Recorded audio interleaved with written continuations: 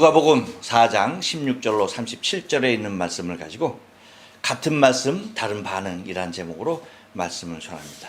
우리 다 같이 한번 인사합니다. 옆 사람과 그리고 앞뒤 사람과 그리고 사랑하는 가족들과 함께 인사하실 때 지난 한 주간 동안 평안하십니까? 인사합니다. 지난 한 주간 동안 평안하십니까? 평안하십니까? 평안하십니까? 어제는 교회차 타이어 교환을 위하여서 타코에 계신 아오키 집사님 네 분과 저희 내외가 함께 저기 아사히 시까지 총 여기서부터 저기 간 것은 1시간 20분을 걸려서 달려갔습니다. 교회에서 직접 가면 한 40분 정도, 40분 조금 걸릴까, 40분 정도 걸릴까 하는, 조금 더 걸릴까 하는 그러한 거리지만 아오키 집사님의 소개로 알려주러 가는 것이기 때문에 들려서 가는데 그렇게 이제 걸렸습니다. 그 일본에서는 그 차량에 관련된 부분이 특별히 더 그렇지만 특히 이제 수리나 교환에 있어서 너무 많은 비용이 지출되는 것을 우리는 바라보게 됩니다. 특히 여러분 타이어 값 장난이 아니죠. 얼마나 비싼지 아직까지 저 교회 차는 새 타이어를 껴본 적이 없었어. 늘 이광우 집사님 그 카센터에 가서 중고로 늘 끼고 그렇게 다녔습니다. 그 중에 이제 그 타이어 값이 그렇게 비싼 것이 일반인들이 그 선택의 폭이 굉장히 좁아질 수밖에 없는 것이 그 일본의 그 판매하는 사람들이 그 단합된 가격 그거 무시하지 못해. 그러니까 일반 소비자들이 그걸 부수지 못하는 거야. 얼마나 철저한지. 그렇죠? 그러니까 여러분 우리가 잘 알잖아요. 여기 이렇게 다니다 보면 그 담아내기 농사, 양파 농사 많이 하니까 이렇게 집 앞에다 이렇게 내놓고 팔잖아요. 작년에 한 자리 얼마였어요? 1,000엔. 근데 올해 얼마? 1,800엔. 어느 집도 다 1,800엔이야. 100엔이라도 싸게 파는 집이 있어 없어요. 다 똑같이 팔아. 그러니까 여러분 그 가격 단합이 얼마나 잘 돼 있는지 몰라요. 그러니까 타이어를 갖다가 새 타이어를 낄 수가 없는 그러한 상황이었어요. 근데 잘 알다시피 우리 교회차가 늘 동경에서 여기까지 고속도로로 그것도 이제 장시간 오게 되잖아요. 그런데 타이어 상태가 지금 말이 아니었단 말이죠. 그래서 제 아내가 늘 그냥 저거 빨리 바꿔야 된다, 빨리 바꿔야 된다. 그래가지고 그 아오키 집사님의 정보를 저희가 받았었죠. 정말 싼 데가 있으니까 거기서 가려고. 당신네들은 항상 거기서 간대. 그러냐고. 그래가지고 간 날짜가 어제 갔어요. 근데 가서 봤는데 쌀까요, 비쌀까요? 대답을 못하시면 싸요, 싸. 비싸지 않아요, 싸. 그런데 어느 정도 쌀까? 근데 그 정도로 쌀지는 생각을 못했어요. 그냥 보통 이렇게 타이어 가는 데서 가는 가격에 반 가격 이하로. 그렇게 반이 뭐야? 3분의 1 가격일까? 그 정도로 가는 겁니다. 중고 타이어 아니에요? 새 타이어. 새 타이어. 그러니까 거의 그 가게 시스템도 굉장히 잘 돼 있는 거예요. 타이어도 그냥 큰 창고에 타이어가 그냥 쌓였어. 갖고 가니까 차량 딱 보더니 타이어 보더니 안내를 딱 하는 거예요. 그랬더니 타이어가 이런 타이어가 있고 이런 거 끼면 된다라고 하면서 선택하라는 거예요. 근데 선택의 폭도 너무나 다양해요. 그리고 선택하니까 네 사람이 딱 달라붙어. 바퀴 하나씩 다 빼. 그들이 하나씩 다 가져갔더니 다 하나씩 또 이제 가는 거예요. 그랬더니 또 하나씩 다 갖고 와서 4명에서 다 조립을 하는 거예요. 그러니까 금방 되잖아. 일본에서 그렇게 빨리 일이 되는 거 몇 번 안 봤어. 그런 거 보기 정말 힘든데 너무나 놀랐어요. 친절한 거 말할 것도 없이. 그러니까 이 정도의 가격이면 중고 타이어 안 쓰죠. 새 타이어 쓰죠. 제가 왜 오늘 아침에 이렇게 이 가게를 선전하느냐? 그것은 다른 이유가 아니라 여러분 오늘 본문에 나오는 두 회당이 있죠. 그 두 회당의 모습을 이 가게와 다른 가게와 잘 비교할 수 있는 내용이 되기 때문입니다. 곧 나사렛 회당과 가버나움 회당의 모습을 본 듯한 모습이었습니다. 우리는 지난 시간과 지지난 시간을 통해서 가버나움 회당과 나사렛 회당의 모습을 각각 살펴보면서 은혜를 나눴습니다. 하지만 오늘은 이 두 회당을 한번 다 바라본 것이지만 동시에 바라보면서 두 회당을 비교하면서 또 한번 우리가 말씀 가운데 은혜 나누길 원하는데요. 여러분, 우리는 때때로 같은 복음을 전해도 전혀 다른 반응을 보게 되는 경우를 맞이하게 됩니다. 오늘 본문은 같은 예수님께서 같은 복음을 전하셨지만 이 두 지역 나사렛과 가버나움에서 전혀 다른 반응을 받으신 사건을 대조적으로 보여주고 있는 것을 바라보게 되어지죠. 그러니까 누가는 이 모습을 굉장히 의도적으로 쓰지 않았는가 하는 그러한 생각이 드는 것입니다. 곧 오늘 우리는 예수님의 공생의 초반에 있었던 두 가지 놀라운 사건이 바로 이 두 회당의 모습입니다. 근데 하나는 예수님의 고향이었던 어디요? 나사렛 회당이었고 다른 하나는 갈릴리의 중심지인 가버나움 회당이었던 것을 바라보게 됩니다.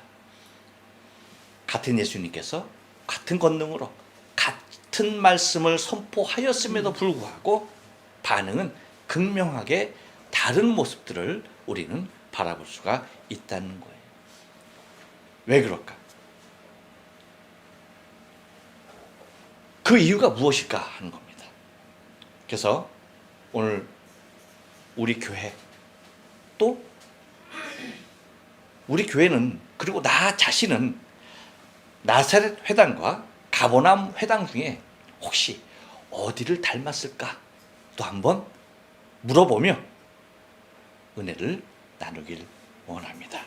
먼저 나사렛 회당을 한번 여러분 살펴봅시다. 나사렛 회당의 대표적인 컨셉은 한번 따라서 합니다. 뭐야? 따라서 해요. 뭐야? 우리가 아는 그 예수잖아. 이게 나사렛 회당의 컨셉이에요. 예수님은 성령의 충만함을 받으시고 갈릴리로 돌아오십니다. 예수님의 명성이 온 지역에 퍼졌고 많은 사람들이 주님을 찾았습니다. 그리고 예수님은 드디어 고향 나사렛으로 가십니다. 나사렛 회당에 들어가신 예수님께서 말씀을 전하실 때에 거기 회당에 있는 모든 사람들은 처음에 엄청 놀랍니다. 예수님이 이사야의 말씀을 읽고 이 말씀이 오늘 너희 귀에 응하였느니라 라고 선언했을 때 그들은 영적인 모습의 각성이 일어나는 듯 했습니다. 하지만 곧 그들의 마음은 바뀌고야 맙니다. 그 대표적인 모습이 바로 오늘 보면 22절에서 나사렛 회당 안에 있는 사람들이 하는 말입니다. 그것이 뭡니까? 22절 다 같이 읽습니다. 시작. 이 사람이 요셉의 아들이 아니냐. 그렇죠? 이 사람이 요셉의 아들이 아니냐라고 하는 곧 그들의 시선은 예수님의 권위와 말씀보다는 그의 과거, 곧 예수님의 과거와 예수님의 배경, 그리고 자신들이 예수를 보고 살았던 그 익숙함에 갇혀 있었던 것을 바라보게 됩니다. 곧 말씀보다 무엇이었어요? 그들이 예수를 보았던 그 과거의 모습, 그리고 그들이 함께 생활했던 그 환경 가운데 되어졌던 배경들, 그리고 예수를 날마다 보았던 그 익숙함이 곧 예수님의 권위와 말씀 위에 두고 있었던 것을 바라보게 됩니다. 그렇기 때문에 예수님은 엘리야와 엘리사의 예를 들어서 하나님이 이방인에게도 은혜를 주신다는 말로 그들의 믿음 없음과 그리고 폐쇄성을 지적합니다. 그러자 그들은 오히려 어떻게 됩니까? 화를 내죠. 그리고 분노한 군중으로 그들은 변하고 예수님을 절벽 아래로 밀어 떨어뜨리려 했던 것을 오늘 본문이 그리고 있는 것을 바라보게 됩니다. 그런데 여러분, 이러한 나사렛 회당의 모습은요, 과거 예수님 2000년 전에 예수님 성령 충만해서 고향으로 돌아가셨을 때 그 모습, 그 시대에만 있는 것은 결코 아니라는 것이죠. 오늘날에도 얼마든지 나사렛 회당은 존재할 수 있다는 거예요. 오늘날 우리 교회도, 어쩌면 우리 가정도, 나 자신도 이 나사렛 회당처럼 변할 수 있는 요소가 충분히 자리하고 있다는 것입니다. 그래서 우리가 익숙한 그것, 저 사람 내가 아는 사람 아니야? 뭐가 특별해? 아닌데 라는 그 모습,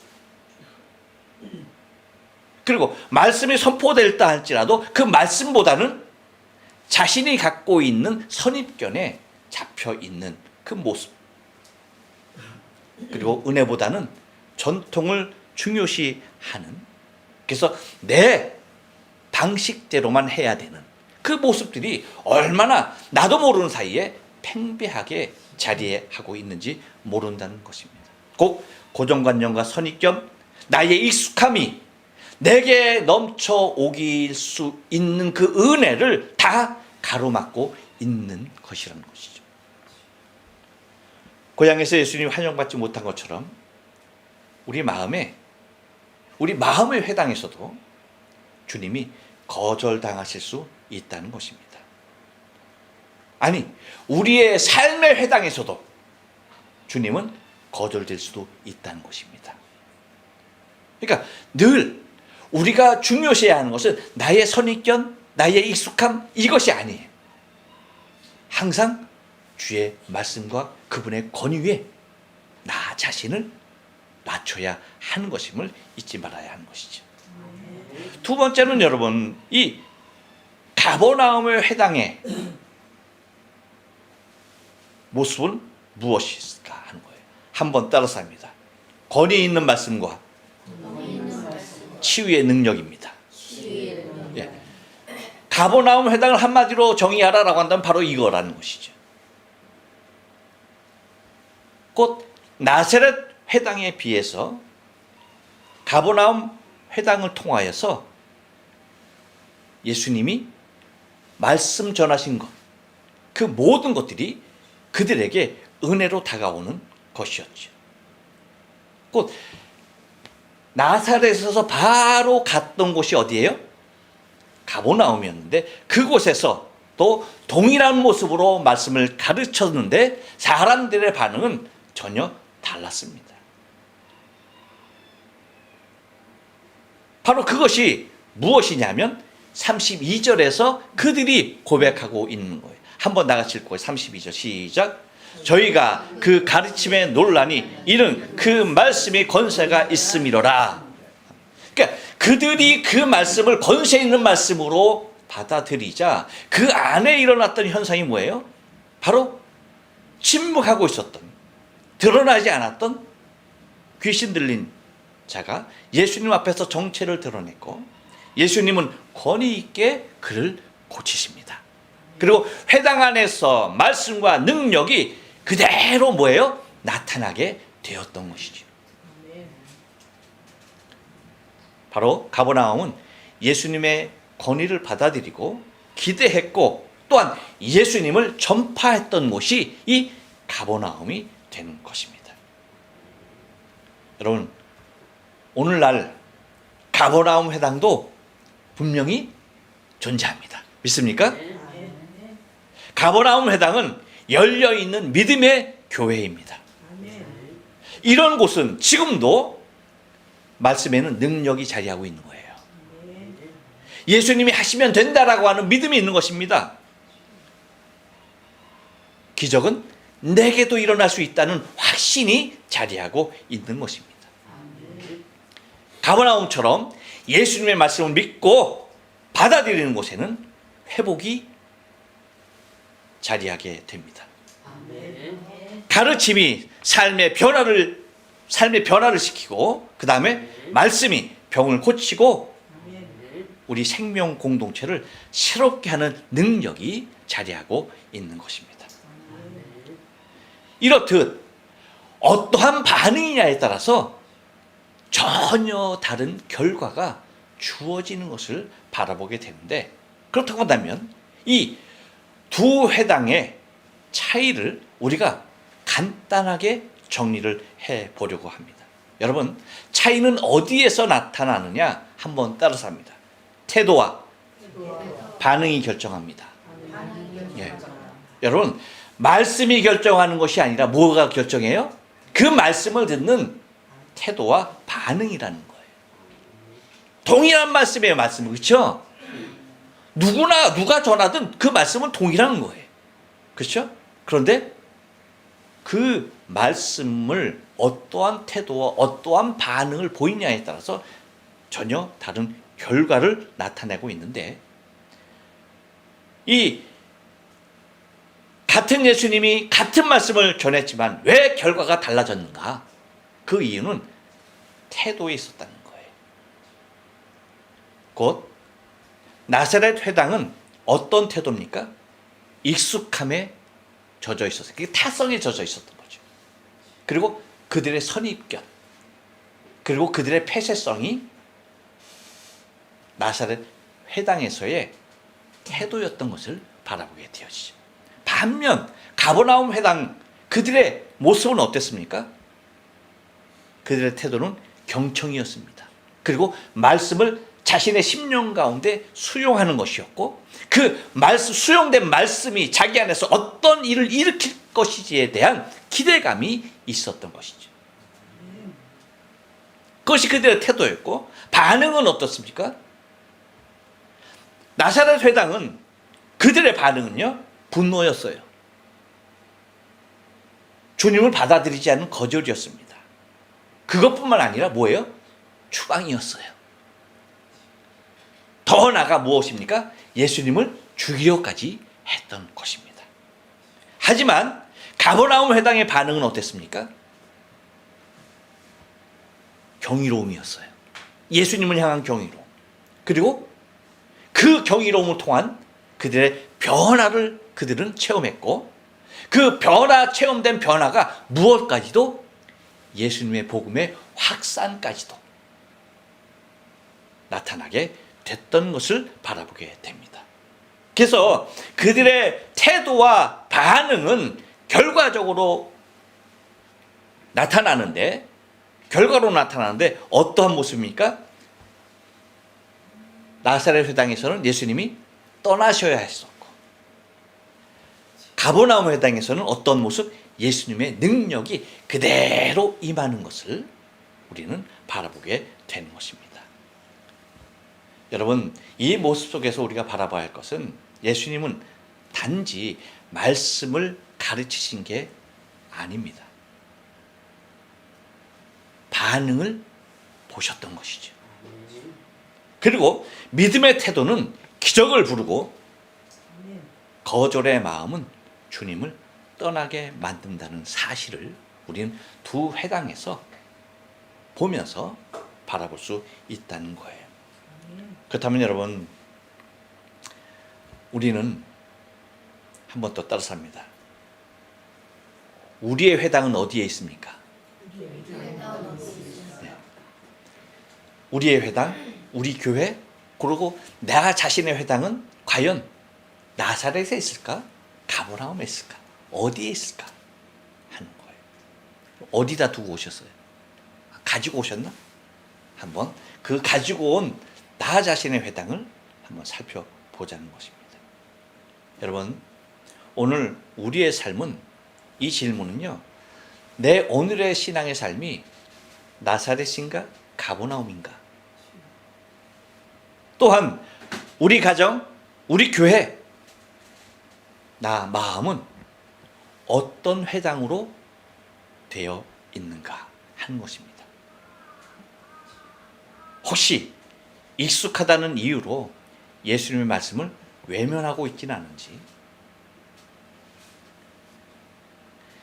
예전에도 기도했었는데 안 됐어 하며 기대하지 않는 신앙에 머물러 있지는 않는지, 우리가 오늘 나의 회당의 현주소를 찾아봐야 하는 것입니다. 혹시 말씀을 듣고도 변하지 않는 닫힌 회당이 되어버리지는 않았는지, 우리 스스로의 마음을 열고 내 회당을 안을 들여다볼 수 있어야만 하는 것입니다.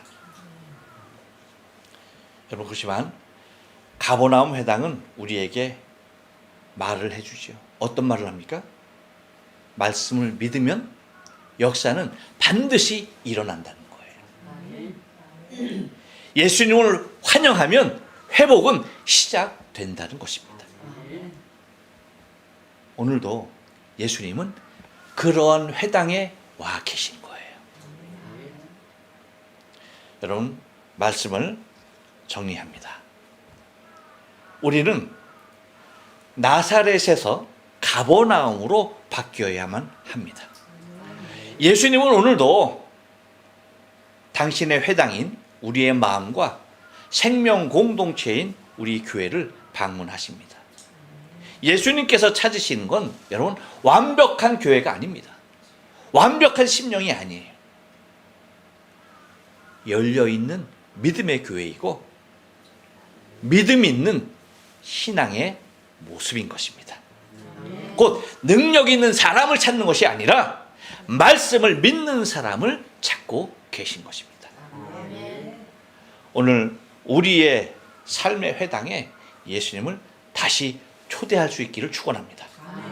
그분의 권위 앞에 겸손히 엎드릴 때에 가버나움에서와 같이 말씀이 내 안에 살아 움직이게 되어지고, 살아 움직이는 그 말씀은 내 안에 또 다른 기적을 일으키게 되는 것이고, 또 다른 기적이 일어날 때에 예수님의 말씀, 예수님의 복음은 편만하게 증거되어질 것뿐만 아니라 하나님의 나라가 바로 그곳에 임하게 되는 줄로 믿습니다.